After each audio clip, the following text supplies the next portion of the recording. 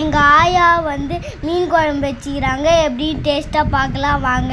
ஆமாங்க, எங்கள் அம்மா கைப்பக்குவத்தில் மீன் குழம்பு செம்ம டேஸ்ட்டாக இருக்கும். ட்ரை பண்ணி பாருங்கள். வந்துட்டு குழம்புக்கு தனியாகவும் வறுக்கிறதுக்கு தனியாகவும் எடுத்து வச்சுக்கணும். குழம்புக்கு வைக்கிற மீனில் வந்துட்டு வெறும் மீன் குழம்பு மசாலா மட்டும் ஆட் பண்ணிவிட்டு இதை ஒரு 1/2 அன் ஹவர் ரெஸ்ட்டு கொடுத்துருங்க. அடுத்து வறுவல் மீனில் வறுவல் மசாலா மீன் வறுவல் மசாலா கொஞ்சமாக ஆட் பண்ணிவிட்டு மஞ்சத்தூள் கொஞ்சமாக ஆட் பண்ணிவிட்டு உப்பு ஆட் பண்ணிவிட்டு கொஞ்சமாக லெமன் ஜூஸ் ஆட் பண்ணிவிட்டு இதை நல்லா எல்லா பக்கமும் ஸ்ப்ரெட் பண்ணி விட்டுட்டு ஒரு 1 ஹவர் ரெஸ்ட்டு கொடுத்து எடுத்து வறுத்திங்கன்னா செம்ம டேஸ்ட்டாக இருக்கும். அதுக்கப்புறம் ஒரு கடாயில் வந்துட்டு எண்ணெய், கடுகு, வெங்காயம், பூண்டு, கருவேப்பிலை, இஞ்சி பூண்டு பேஸ்ட்டு, தக்காளி நல்லா பழுத்த தக்காளியாக அரைச்சி எடுத்துக்கோங்க. இதை நல்லா வதக்கி விட்டுட்டு கொஞ்சமாக உப்பு ஆட் பண்ணிவிட்டு தேவையான அளவு ஆட் பண்ணிக்கோங்க.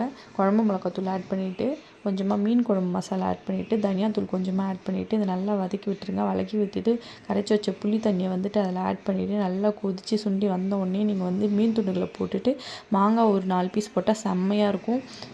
10 மினிட்ஸ் கழித்து அதை வந்து எடுத்து சர்வ் பண்ணிங்கன்னா செம்ம டேஸ்ட்டாக இருக்கும். இந்த மீன் குழம்பும் மீன் வறுவலும் வச்சு சாப்பிடும்போது அல்டிமேட்டாக இருக்கும். ட்ரை பண்ணி பாருங்கள். ஹெல்த்தியாக சாப்பிடுங்க. லைஃப்பை ஜாலியாக என்ஜாய் பண்ணுங்கள். தேங்க்யூ, பாய்.